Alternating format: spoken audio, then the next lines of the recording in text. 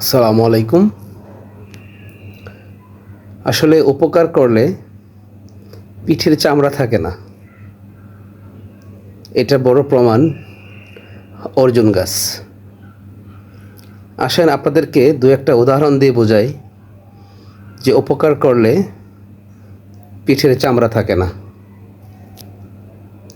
ধরেন গাবি, গরু আমাদেরকে দুধ দেয় না, আমরা তাদের থেকে জোর করে দুধ দোয়ে নিই।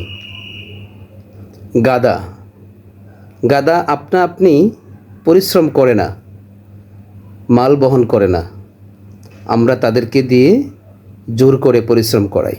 অন্যদিকে সিংহ মানুষের কোনো কাজেই আসে না, তাকে দিয়ে কোনো পরিশ্রম করা সম্ভব না, তার থেকে দুধ দুয়ে নেওয়া সম্ভব না,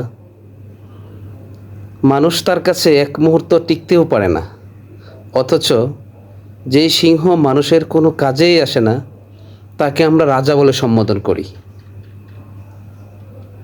ঠিক অপর প্রান্তে গাধা এত পরিশ্রম করে আমাদের জন্য, এত কিছু করে, অথচ আমরা তার নাম শুনলেই হাসি। এই সমাজে ভালো মানুষদেরও ঠিক একই দশা। যারা নাকি মানুষের কল্যাণে নীরবে নিভৃতে কাজ করে যাবে, তারা হবে গাধা।